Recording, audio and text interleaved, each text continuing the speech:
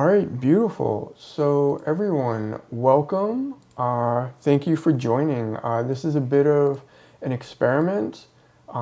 We did do a chat with another editor, Tony Santos, who primarily works on YouTube channels with a very large audience. And so I do believe I have that video linked in one of our sections here. It should be in community support. So you can see the previous video. If you don't see that, just let me know. So I do plan to record this. I am recording it right now, but we are going to keep it internal. I'm not going to share it publicly. And we're free to just have, a frank conversation about editing. So, I would love to have Patrick and Varun introduce yourselves if, if you would like to. In the meantime, my name is Patrick Tuck. I'm an editor. I've worked on a few FX shows, a Netflix show called Mo, FX show Dave, and another FX show called Reservation Dogs, which I worked on with Varun. Hi, I'm Varun. I'm also a comedy editor here in Los Angeles. Work mostly on scripted comedies. Most recently, Reservation Dogs with Patrick Tuck that came out. And before that, and after Reservation Dogs, I've been working on this new show, Deli Boys, for Hulu. We're waiting for the finale to lock right now. And before that, I've worked on What We Do in the Shadows. That's the show that I got bumped up from assistant editor to editor on. I worked on a show called Blind Spotting on Stars, season 1. Also worked on a show called Based on a True Story for Peacock that came out last year. And have assisted on various comedy, half-hour comedies, pilots, as well as feature films before that.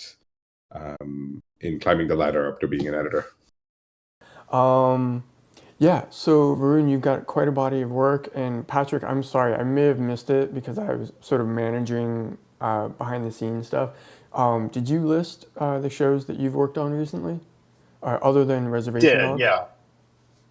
Yeah, I said I worked on a show for Netflix called Mo, and another show for FX called Dave. And since Reservation Dogs have also, well, I didn't list these, but have worked on Chef's Table, and I'm currently working on a pilot now. Okay, awesome. So how are you two doing? You've mentioned some of the shows that you're working on, but just how are things going for you this year? I mean, strike was stressful, obviously. I think we were very lucky that Reservation Dogs actually we were like one of the few shows still going when the strike was happening.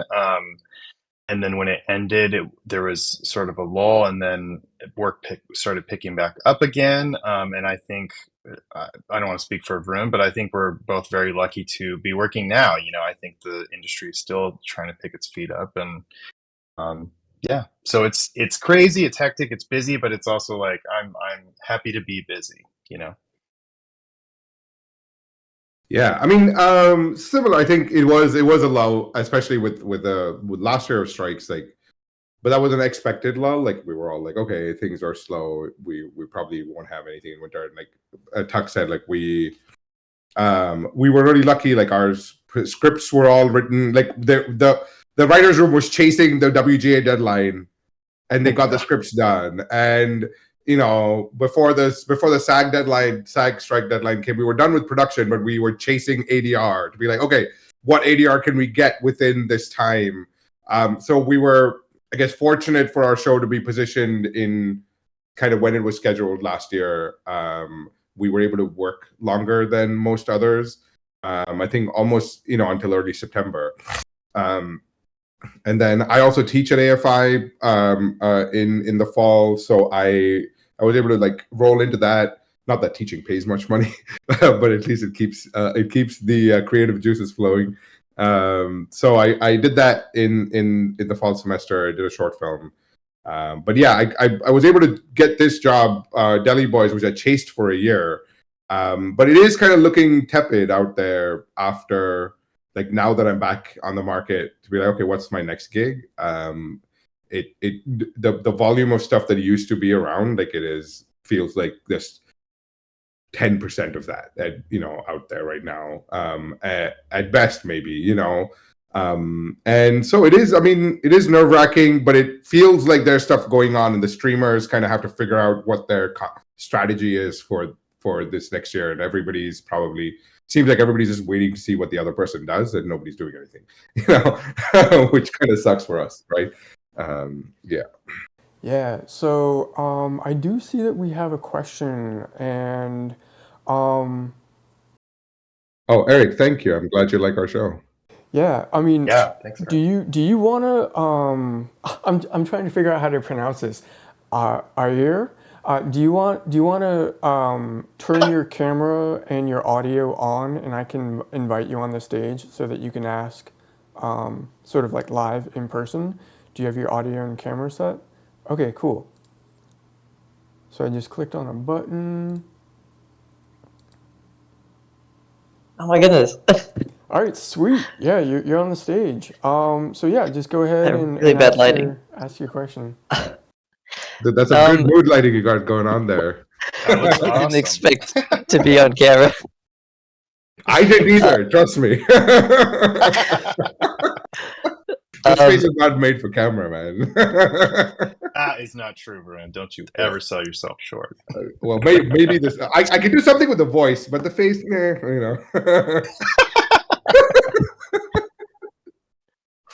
It's covering up a lot of things, man. It's doing the hardest worker on this set is this beard. Someone said we'll fix it in post. All right, yeah, let's hear your question. Okay, so I had a question more tailored to Varun. Yeah. It was more about you being from India, and I've never seen like a big like television editor or feature film editor who was Indian, and like I just wanted to ask about your journey joining like Hollywood film industry, coming from where you are. I was born in America, but like it's just really cool to see another Indian in this kind of spot, and yeah. Thank you, man. You're making me blush. I don't know how to. I don't take compliments well, so I might I might kind of blunder through what I'm going to say next. I think that it was always a hustle for me, especially as an international student. It's this country, as much as we all love it, like, doesn't make it easy for people to move here. Like, there just is such a big kind of existential crisis on, like, how long can you stay? Like, can you work and can you not? So I feel like while I was kind of just putting in the hours and trying to like get to know the people and try to work on the shows that I like, I didn't have too much time to like kind of think about oh my god, I'm one of the first of my type of people, like my subgroup of society, to do this, right? And I'm trying to like really address that now a little bit more when I can. The thing with being an editor in Hollywood, right? Like working on TV shows and working on features, like it is a reasonably well structured system, or at least it used to be for the more. And I think it with like the bones of that, it is an apprenticeship based industry, and people tend to recognize talent. Doesn't matter like what the cultural background is. Like if you're hungry and you have talent, like editors pay attention. They hire you as an assistant editor, and then the opportunities open on however you want to deal with it. So I think that all I did was just put my head down and kept at it, and me being Indian, like I think I don't bring the baggage of the Indian American experience where you guys had to face, like, even by the time you get out of college, like 20 years of feeling like the other. Like I grew up in India, I didn't feel like the other there, so I only started feeling other after 18. So I think that I didn't bring that baggage, so maybe that helped a little bit, because when I speak to my wife is Indian American. She was born here just like you, and many of her friends, they just had a very different experience the first 18, 20 years of their lives. and maybe I was able to bypass that. But yeah, there's not a lot of us. Like, I might be the only one who's like kind of okay. I'm an editor, and that's all I'm gonna do. Like Kabir Akhtar is the other guy who's in Ace. He edited on Crazy Ex-Girlfriend. But he always wanted to direct, so he now directs, and he's a great comedy director, Kabir Akhtar. And then there are a few more waiting in the wings. Like there was Anisha Acharya who had a film at Sundance this year, which was extraordinarily well reviewed. So yeah, come on in, man. Join the ranks. Let's do it. I'm trying my best. Yeah. All right, awesome. So thank you for the question. I'm gonna move you to the audience. That was great. Thank you. But yeah, so we have a question from someone. Okay, they just did that. Let me get you on the stage. I'll just Did you read see I got the Fair Lady poster up? Oh, it looks amazing. Is it flipped for you guys, or is my video mirrored? The tiny little box. No, it's yeah, Reid's fine. Yeah, I just saw that episode today. Maybe we can talk about that later. Getting their camera on. All right, sweet. Very cool. So yeah, you're on the stage now, and you can ask your question. Could you say your first name, please? Hi guys, my name is Paul. Nice to meet you guys. It's Okay, Paul. an honor. I love the vampire show. It's escaping me right now. Reservoir Dogs is on my list of things to watch. And my wife says it's great. Big TV guy head, so thank you for doing Thank you. this. It's very insightful, I hope. And yeah, how do you want to proceed? Oh, what was your question? Oh, ask my question. Sorry. Thanks for giving me the floor, I guess. I kind of wrote down my question. It's a two-pronged question. I'm in the East Coast. I've only done one documentary during COVID, and that all happened, and now I'm getting back into the swing of things. I became a shooter because of, as it was stated, and I'm pretty sure we all know that gigs for editors is kind of on the decline. And looking at FB, it's a little scary. So I became a shooter to diversify my portfolio. So I guess the question is, to read it, I'm in the East Coast. Is there a disparity in specific jobs based on East and West Coast? I guess that's the question. I don't know if we might be the best people to answer this, because like the job market that we find ourselves in, that Patrick and I find ourselves in, like we have agents who go out and find work for us and negotiate deals for us, and it's so there's an extra different layer to that. And so we somehow, like the job market out that's posted on the internet, like I think that we might interface with that much less. Although we do have friends who edit in New York, and there are shows in our world that also edit in the East Coast. Like there's like Marvelous Mrs. Maisel was all in New York. Like M. Night Shyamalan shows is in Philadelphia, right? And there's so many shows that cut in New York that are in our space of like broadcast TV. But for the rest of it, like I Reid, maybe like you've been more in tune with what's going on. Like, well, how do you feel? Or Tuck, like I don't know if you have visibility on East Coast versus West Coast here. Yeah, I guess I'm a little green in comparison to you guys for sure. Like I said, I've only done the feature doc, and kind of had to go into like the event and gig economy for that reason. So I'm kind of just, I guess, swinging back into things and seeing how things are. And I guess, like I said, I'm pretty green. So I guess that would be another question. Like, what would be advice for an editor who has experience in documentaries, but would like to get into more documentaries or whatever is the field at the moment? Yeah.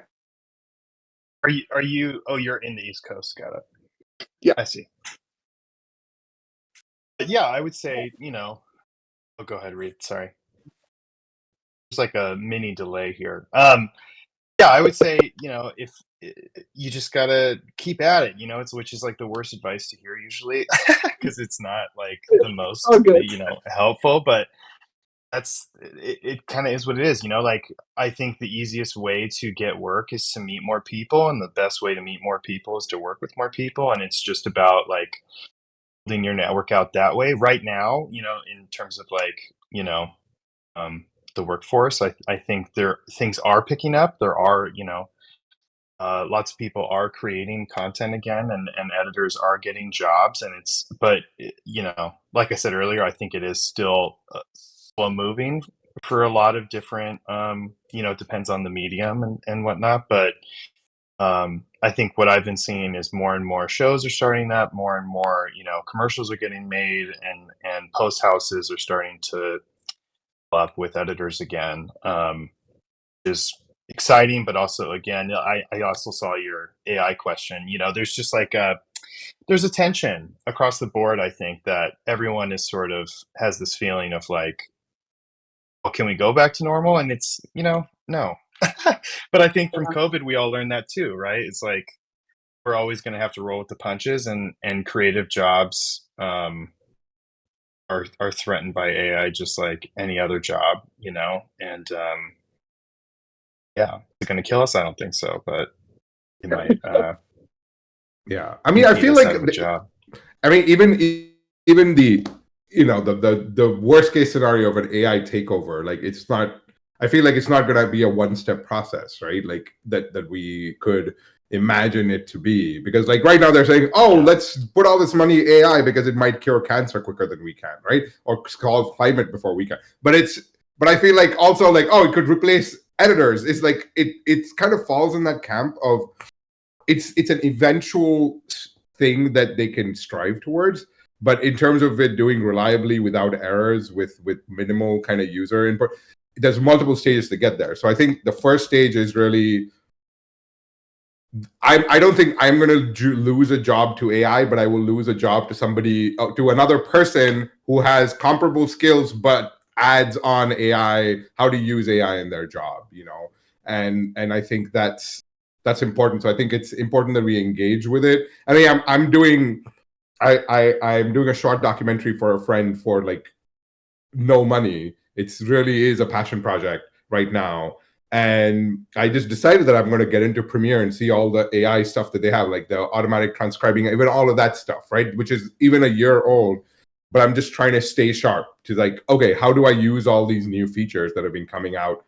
How do you, it's not about just using a feature. It's about how do you put it into your workflow? Like, how do you think about, how do you build systems and processes around that?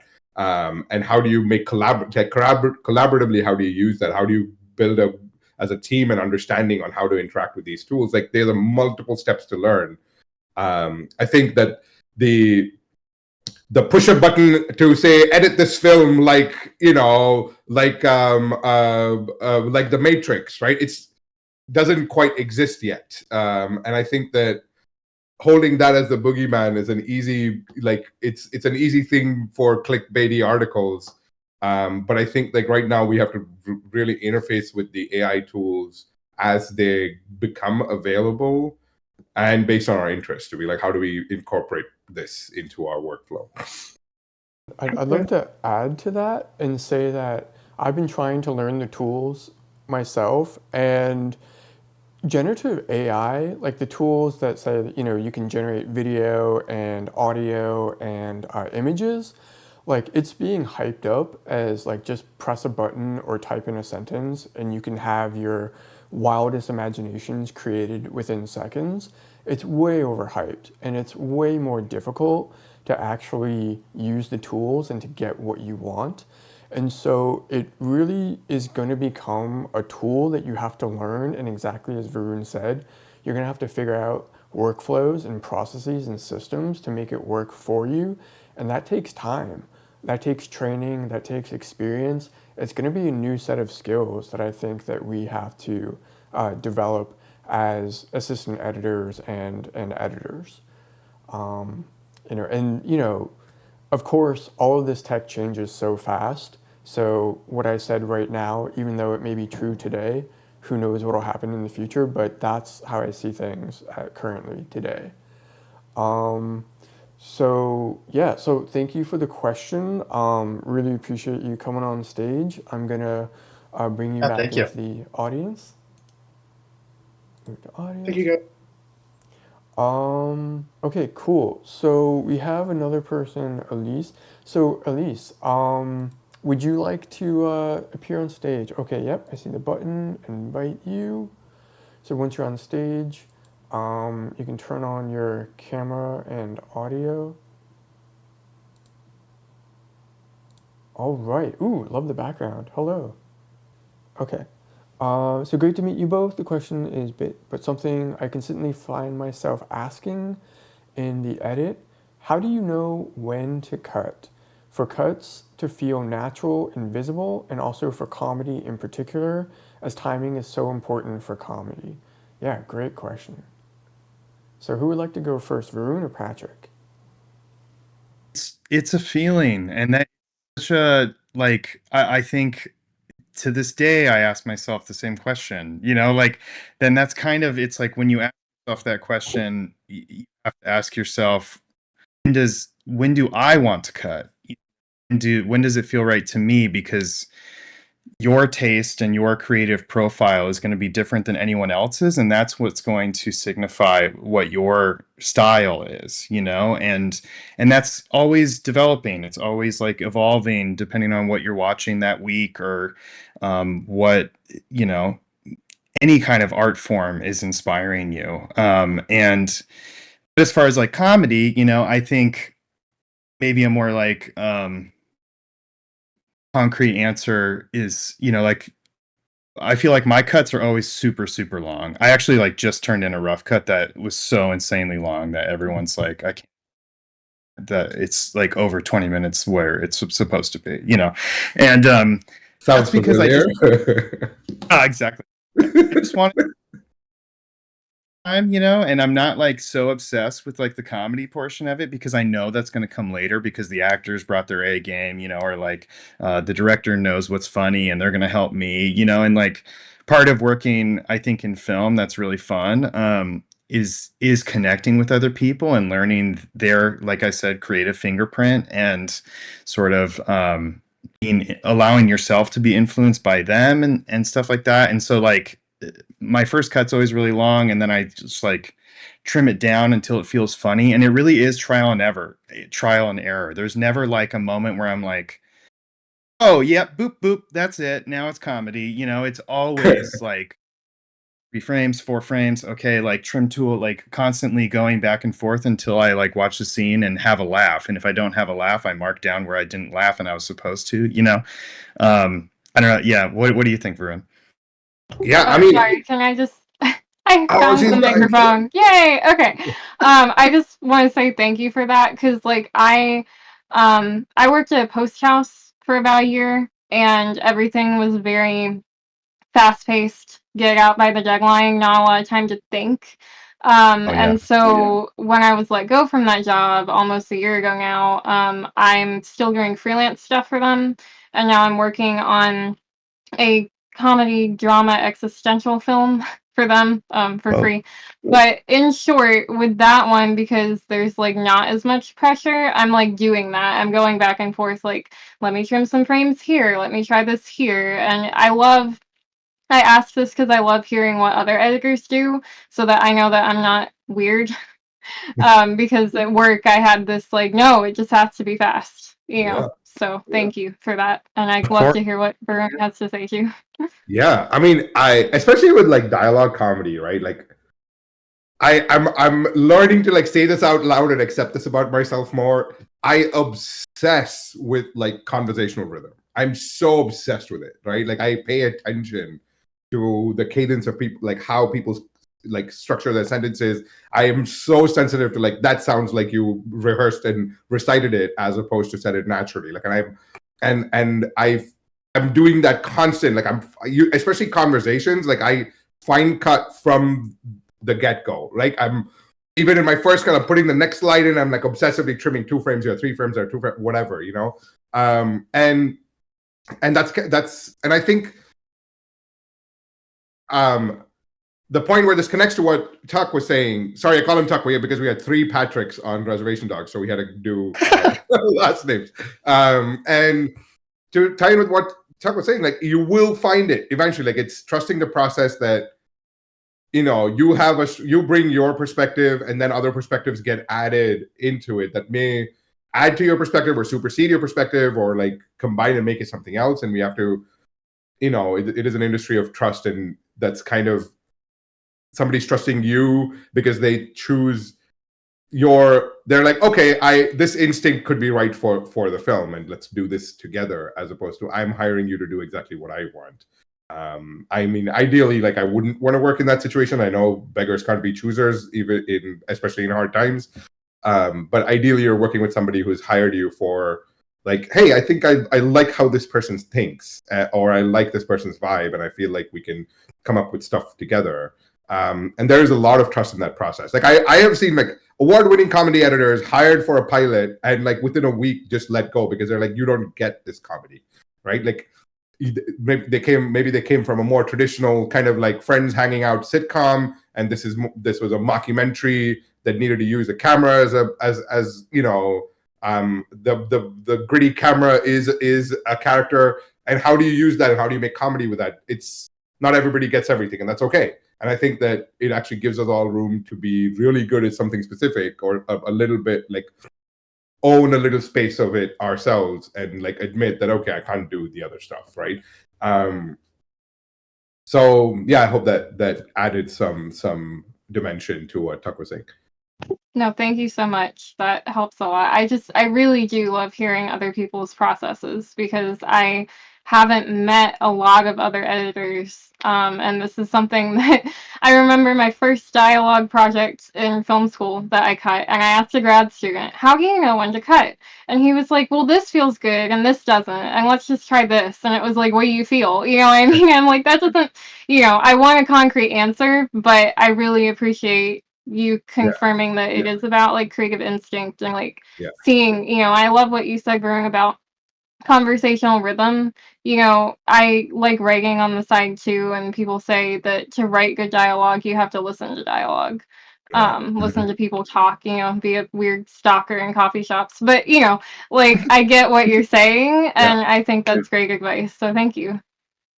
All right, awesome. Yeah, thank you, Elise. All right, I'm gonna move you back to the audience. Great question. Thank you. Yeah, that was great. Okay, so we have a couple people. I'm going to invite Ahir, and please get your audio and camera on to ask. I'm back. You're back. And you got more lights on. Yeah. Take 2, let's go. Hi. My second question is, did you guys have a mentor or someone who helped guide you to where you are? And if you could share maybe a story or something vital that you learned with them that you take with you, or if you didn't have a mentor, maybe something as you were entering the industry that you learned that you think is very important to how you've become so successful. I taught myself everything. No, I think I can't say that I had one single mentor. I feel like you kind of, if you're open to it, you pick up mentors as you go along, and they can be anyone. They can be the person working for you. They can be yeah, I think I came up through like the commercial world. I worked at a post house called Rock Paper Scissors, and I had a very obvious mentor there who like took a chance on me, hired me as an assistant editor, and sort of like showed me the ropes of things, and was definitely there for me when I had questions and stuff. And then when I left there to work in television, it was really just like I would, reach out to the editors I was working with, or editors that I admired, to ask for advice, and I would do things like these Q&As and stuff like that. I even actually, before working on Reservation Dogs, I messaged Varun on Instagram because I didn't work on season 1. Gina Sansom did, who's also an incredible editor, and I messaged Varun, and after I watched which episode was it? It was the I'm gonna pull it up. It's I mean, I it's think Willie that's J. Hunting 106. So I think it was Yeah, and I messaged him and just said, "Wow, I love your work. Like, you know, would love to chat sometime or whatever." And yeah, and he was very sweet and messaged back, and so yeah. Anyways, we did a phone call, right? Didn't we? we did. Oh yeah, I chatted him up, and then next thing I knew, I was working on the same show as him, and it was like a dream come true. Yeah. Hopefully that answers your question. Yeah. Mentors, Yeah.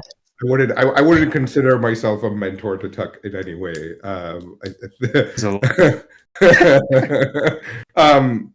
mean, to kind of stay with the same theme, like I did pick up, you know, kind of try to be useful to the people around me, especially the more experienced people around me, and kind of this whole industry kind of works on this untold quid pro quos, like I help you and you I scratch your back and you scratch my back kind of thing, right? And many industries work like that too, but it's especially pronounced in ours because like the step ups you can get can be quite drastic, right? Like if you're able to, if it's you're trying to move from a documentary world to like to a more scripted fiction world, that's a big jump, and you need support and you need help. Like there's no like clear path to do all of these switches. So like mentors and people who would vouch for you are very important in this industry.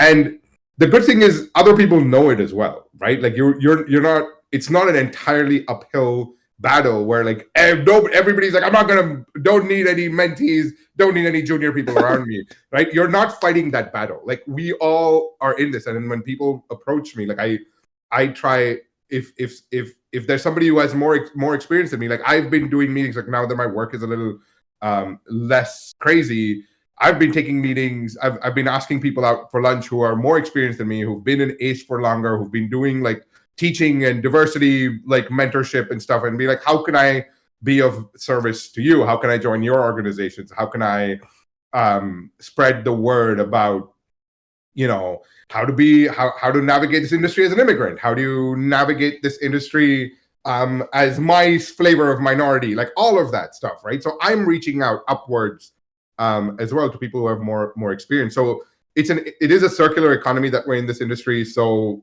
I would say don't be shy to politely ask for help and enthusiastically provide value, and I think the mentors and people who respond well to your vibe wherever you are, I think those will be the best people for you to develop a longer relationship with. As far as television goes, like I had two editors that I worked as an assistant editor for we did like I think 4 pilots, 6 seasons of TV together, and we were in each other's inboxes for like 5-6 years, and this was Yana Gorskaya and Dane McMaster, who were like who still work on What We Do in the Shadows, and they taught me so much beyond just like editing. It's like, how do you manage the room? Like, how do you manage relationships, right? And because as editors, especially in broadcast and in television, and in like large scale features, like we're in the middle of ego battles. Like at that point of time, there's so many people with so many opinions on what needs to be the final product and what value is being put out for the money that's being spent, or like what story is being put out for the creative vision that's being spent. There's so many different opinions, and we're in the middle of it, being like, okay, let's just like aggregate all of this, and this is the direction we can go in with what we have, right? And I learned so much about how you can be the best neutral party in the middle of all of that by observing these editors. And like, but I had to ask to be in all those rooms, to be like, hey, can I be part of this call? Can I come in and watch you do this director's cut? And this is kind of like in any job, right? Like once you get past a certain base level of skills and like technical know-how, it really just comes down to the interpersonal relationships and your communication ability to like, how do you move a ship forward? Like if as an editor, if you're a wallflower in that situation, then then when the next time a job comes around, like, people are not going to remember that value. You're going to be like, oh, this person helped me find my vision of this pilot that we had so much trouble with, but the person who could make sense was Patrick. I'm going to hire him again, right? Like, that's where you start adding value. And like, there's so much to learn beyond technical skills. There's on a large film, like I was a second assistant editor on Atomic Blonde, which actually was like, it's a much bigger production on screen than you would imagine, based on like how much money they had and what post team they had. And I came in as a second assistant editor for a brief period of time. But then I just learned as much as I could about like how a large scale VFX movie is organized, not just the project, but like who are the vendors, who do you have to keep track of, what, who's responsible for what, and how do you navigate that process, right? Because it's and especially as people who are more junior in an editorial team, like, the maximum value you can provide is like, how much friction can you take out of the process? Like, how much of it can you be like, I got that, and people can trust you, and you just went away, figured something out, brought it back. That is the most value you can provide as a up and coming member in an editorial team, right? And so it's like, it's really important to like not just stop at technical skills and how many After Effects courses did I take, and how many all of that is important as well. But really, for longevity, like, you've got to learn the interpersonal stuff. So yeah, diversify the mentorship you're looking for as well. Is there ever moments where you're in those types of rooms that you have to kind of go in between, not being just like a wallflower and not just being like overly talking and overly giving input? It's a hard one to put criteria on. It's another one of those, like, it's instinct, really. Like, you kind of test the waters and be like, okay, I'm gonna say something in this situation, and see what the response is, and like learn your way around the room. And especially now with so much of stuff happening collaboratively over the internet as opposed to in physical rooms, it's actually easier for assistant editors, apprentice editors, PAs, like, to just log in and just listen to conversations, right? And I think, I always, as in an earlier stage, I would say, hey, like, if you have something to say it privately to the person that you immediately work for, right? And then test it out and be like, hey, I had this thought, how would it be appropriate to share to the person who's one step above you, right? And then kind of take that cue, and then once you feel like the editor is ready to listen to it, and if you're a PA, say, and if you feel like the editor is open to listening to feedback, like, say it to them privately, and and provide your value that way. It's very hard to, like, as a relatively newer member in a room, especially if you don't have the title of like an editor, and which means you're the head of your department and you're owed a voice, right? If you're in more junior levels, like, you're to test your waters with a person who's one person senior, and then take it from there. Anything to add, Tuck? Maybe just that, like, there's politics in every job, and you try not to let yourself think of it that way, because at the end of the day, it's like all human beings, but there's also, like, you're getting notes from a network, you're getting notes from producers, you're getting notes from the director, and you don't want to put yourself at odds with any of them. So being honest and being yourself is the best way to do it, but also, like, don't make people feel insecure about the product that they're trying to make, because that's sort of like, that's the only, I think I sort of read your question as like, do you ever have to like put on a face, sort of? And I think it's partially like, yeah, you do, but only in the way that you do with anybody else, and like, I think where some people, like, especially when I was starting out, I really wanted people to like me. I really wanted to, like, be the person in the room that people are like, that guy's got it, and like that. But if that's all you're thinking about, it clouds any conversation you're going to have with people, because you're not actually having an opinion. You're just thinking, well, what do they want me to say? And that is a really dangerous, like, it's a slippery slope. So, yeah, I don't know if that was totally in line with the question, but I feel like it kind of adds to the overall, like, running the room conversation. Yeah, awesome. Yeah, I love that point. Like, as editors, we always hope that the director or producers hire us because they trust our creative instincts and our creative ideas. They want us to speak up and to have our own opinions and not just be yes men or women. So I think that's a great point. All right, so I did just add Obi-Wan. Awesome, great. So if you could just say your first name and you're free to ask your question. Thank you. Well, my name is not. It is Brandon. Thanks for having me. Get out of here! How dare you? And I think I know Eric. What's up, Eric? What's up, dude?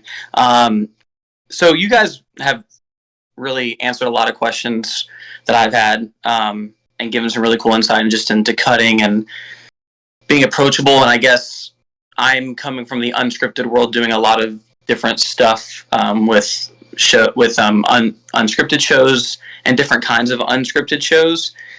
And making the jump obviously is hard to scripted. And Patrick, you've done a really good job, and Varun, of helping me sort of figure out steps. There's not really a clear path, obviously. And I guess a roundabout way of asking this is there a story you can share that was a skill that you learned or something that you were able to overcome about yourself that maybe was stopping you from reaching that next step in whatever you were searching for in your career, whether it was just confidence in sending emails or if it was just like something of being more technically aware of an aspect of the job, whatever that is for you that could be helpful to someone else. I love that question. That's awesome. I can't wait to hear the answers. Thank you. I'll start if you don't mind, Varun. Yeah, please.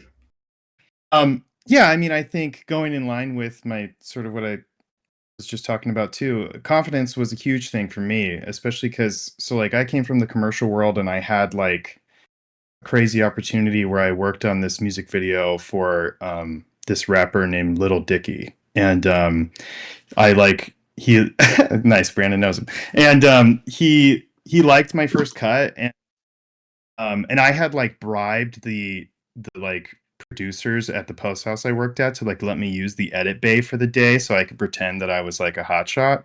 And it worked, and he thought that I like worked there as an editor, but he just liked my work, and we like talked about it a lot, and then he was like, oh, I have this show for FX that just got greenlit, like, do you want to come work on it? And which is just like the most like mind-blowing thing that can happen, and I, of course, and like found a way to get into the union and like figured out all the paperwork and whatnot. But yeah, from there it was just like terrifying, like I like quit my job a month before the show started and like read a bunch of books of like, I read Art of the Cut, and I read like, Steve Holtfish's like entire library. And then I also didn't know Avid yet. I taught myself Avid like in that month because I like solely used Premiere in the commercial world and was just like, oh shit, now I'm in the thick of it now. So yeah, and all that to say, so then I like get into the job and I was like terrified. I was like, what am I doing? But what I ended up doing was just talking to the editors. I ended up just like studying their timelines and like figuring out what they were doing, which was like became like a fun like cheat, and talking to them about it, of course. So I wasn't like totally creepy, but yeah, it was just like, I think I was so scared, and I still get those feelings every once in a while where I'm like, uh-oh, they're going to figure out that I'm not who I say I am, and like the drama is super real. And, I think, yeah, it ebbs and flows, but sort of like, having the thought of like, oh, you know what? I believe in myself, and I believe in what I can do because I've seen it happen, you know, and or also even if it hasn't happened yet, I know that like I have confidence in my own taste to be able to get something there, you know, and so like, yeah, that's something I would say. It's hard to get past, but it's doable. You know, it's like it's actually surprisingly easy once you believe in yourself. It sounds like a Disney movie, but it is true. You know, like believe in yourself. And unscripted work is so valuable. Like I can't even begin to tell you how valuable that is because there's so many people who start in scripted world that like they don't get the like, you know, how to use After Effects. They don't use like, you know, they're not using like all these like crazy versatile tools that and they're like not nearly as fast and stuff. I mean, some are Varun and like the best editors ever, you know, but like, yeah, I just want to point that out. Like I background, I find that so valuable. Like when I'm interviewing assistants and stuff, I'm always asking them questions of like, oh, so what did you do before scripted? You know, because yeah, it's just super valuable to have like a diverse skill set, you know? Yeah, I definitely feel that. Not trying to say that scripted assisting is easier by any means, but from what I've talked with others, it seems like unscripted assisting, like I know a ton of technical stuff and also working with like so many other tools. Like we used AI to like upres our show and like convert it and finish it, which is really cool. Um, and so I think, yeah, that's a good point. That's a good way to, I guess, phrase it when I'm talking to someone, right? I guess. Yeah, definitely. Steal that one. Yeah. I mean, I got my first scripted job because I had figured out like some crazy complicated technical stuff on an unscripted show because we had like this was back in the day where like people still insisted on shooting tape even when you could shoot digital very easily. So it was one of those like XD cam tapes which you can kind of like if you plug it into one thing it behaves like a drive. You put it into something else it behaves like a tape. Like it was this competition show that shot 27 cameras at the same time that would just like shoot the whole day. They fucking did it on tapes. I was like, why would you do this? Is the stupidest thing you could do. Like C300s were out there. Like you could have shot on C. But anyway, this company lived in the Stone Ages, whatever. And I had figured out like, okay, how do we like task like a couple of night shift assistant editors to like recapture all of this and have the production buy a big NAS so that we could put it all in. And like I figured out a whole bunch of things that helped us stave off some like corruption issues and stuff. Anyways, bunch of technical mumbo jumbo that people didn't want to figure out or like were too daunted by it. And I was like, I'm just going to get in there and try and figure it out. I fixed it. And then that post producer referred me to somebody who was like, we're going to go in and reopen up this old show that was cut. And we have no idea. There's so many bodies buried here. We need somebody technical to help us figure this out. And it doesn't matter if they have where they have that technical experience from. And so I got the referral in and I was like, I've never worked in scripted comedy. I don't even know what the structure is, but the good news there in that situation was there was already projects. So I could like learn from the projects that I was opening up.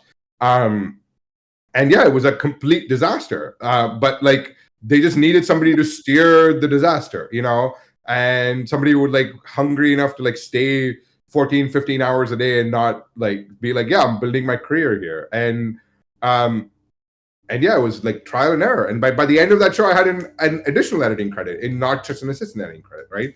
So you kind of like engineer your opportunities as much as you can. Like, and like Tuck was saying, recruit the people around you into your hero story, you know, like it's so and people get pumped by that. Like a producer who's helping set you up is like secretly be like, oh, I was part of this person's meteoric rise, right? It's one like bring people in, like get people to buy into what you're doing. And I think it gives you more confidence to take those risks and to like get that kind of fake it, like get that fake it till you make it opportunity. And then you have that 1 week where you just cram and being like, I'm gonna be a fucking hero right now, you know.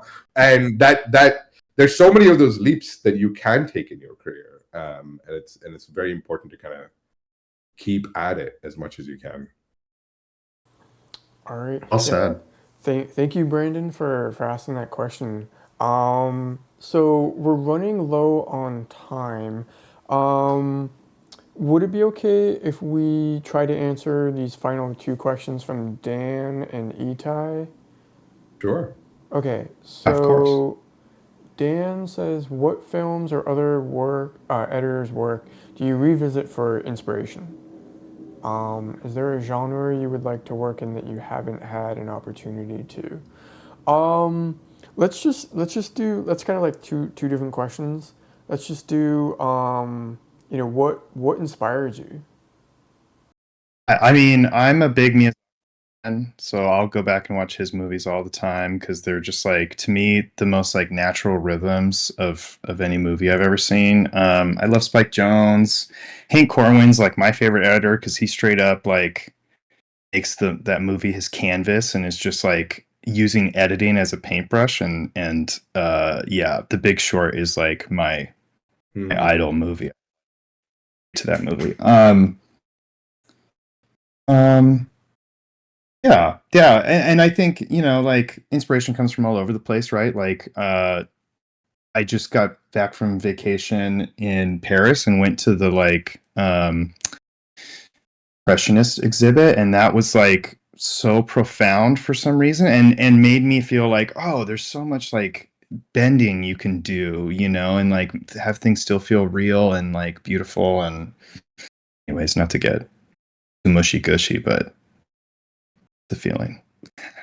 Yeah. I mean, for me, uh, if I ever need comedy like editing inspiration, I just watch any Edgar Wright movie. Like Hot Fuzz is one of my all-time favorites, and it just uses rhythm and editing as part of its comedy so well, and I think it's also a masterclass in like comedy directing in like small situations and like just conversations and rhythms and people moving through things, and there's such a musicality to it, even though it's like there's a lot of abrupt interrupting and comedy.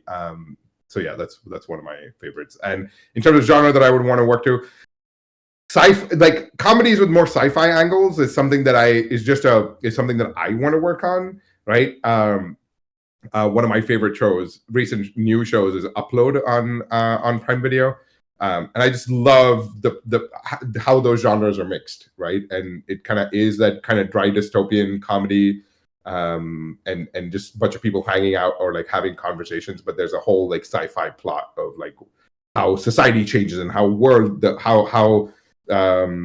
all the social commentary that comes with sci-fi. So that's something that I would love to work on.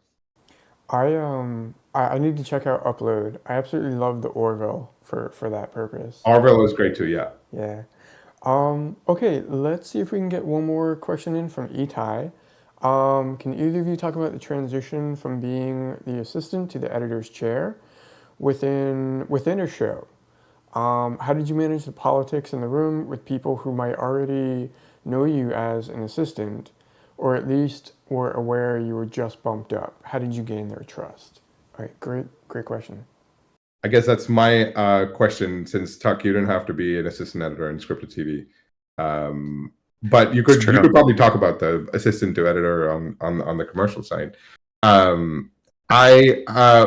me, like the politics was hard. I definitely I've put my hand up many times to get like a more permanent bump up, like don't be an assistant editor anymore, be only an editor on a show, like be the third editor hired, something like that. And I constantly, like, the battle was never with the people around me. Like there were people, like the editors were in support, the showrunners were in support, the producers were in support.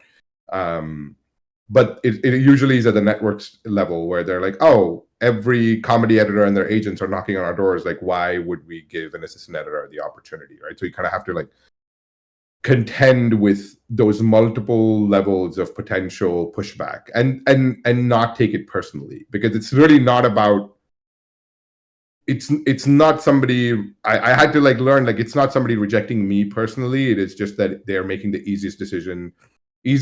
most reliable decision that they can get behind at that point of time, and they actually have no regard for what happens to my life or not, right?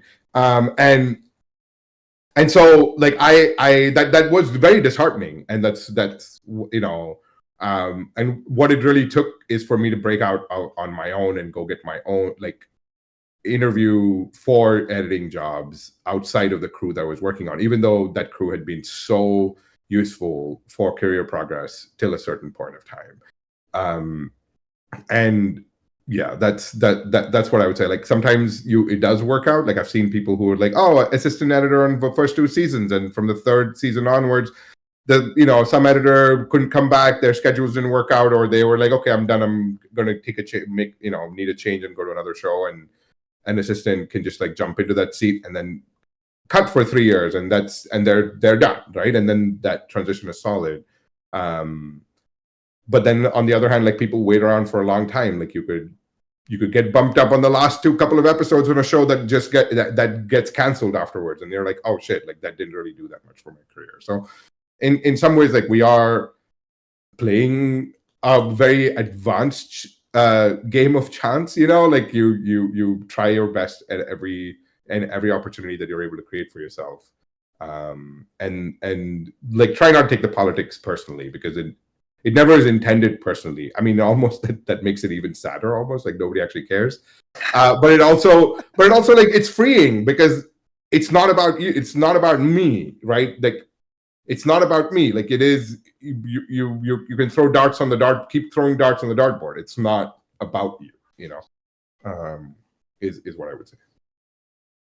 I think in that, like, the way around the politics is to just make sure that like you're having or trying to have productive conversations about the work, and trying to have, like showing that you're passionate about this job, showing that you care for it and stuff. And I think that's how you get people to sort of believe in you, which belief is really the most powerful thing, I feel like. And that goes for any job, like if you're trying to get bumped up in any position, you need someone above you to believe in you or vouch for you to somebody else to make that happen, yeah, I think as long as my friend used to tell me, interested is interesting. So like if you show that you're interested in it, then people will find you interesting. People will want to talk to you about it. People will see that you're excited and want to go further with that. Yeah, and I think it's not all that different in the commercial world either. Like I post houses or commercial post houses especially are really tough, because they kind of have their roster and they're not really looking to bump people up like ever. Those people might like die working there. They've been there forever. And so you have to really you have to wage your bet sort of and figure out if like this is the place where they're going to give you a shot, or if it's better for you to try a different avenue and see if you can find someone who believes in you there, and that's not to say like, go quit your job. It's just like, just be aware of that, but also, keep your head in the work and, do it all, just do it all. Okay, awesome. All right. Well, we are out of time. This was super fun, really amazing to talk with you both and have everybody here on the chat. Yeah, are there any final quick words, Patrick and Varun, before we go?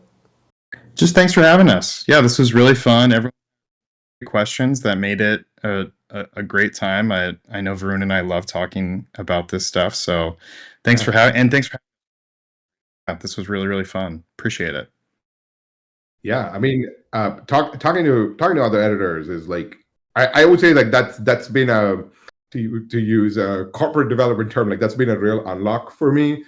I feel like Tuck and I like talked so much about the work and about the people and the relationship, like what might be going on in somebody's mind, like when is it the right time to reach out with something, like how do we, in what situations is it better to come up with a unified front, like in what situations is it better for us to have discussed ourselves before we go somewhere else, like how do we just like expand the conversation, like okay, the two of us chatted, now let's bring the assistant editors and let's bring the post producer and let's bring the VFX, like kind of like take the work seriously, like we're and talk to each other about it, right? Whether you're, especially if you're working on the same show, and especially if you're not, like, just go to editors, mixers. Like, I feel like all of us are in there are clearly some editors who are like super out there and super extroverted, but the average person who picks this discipline of work is not it's not the outgoing, like, hey, let's go and like chat up everybody everywhere person.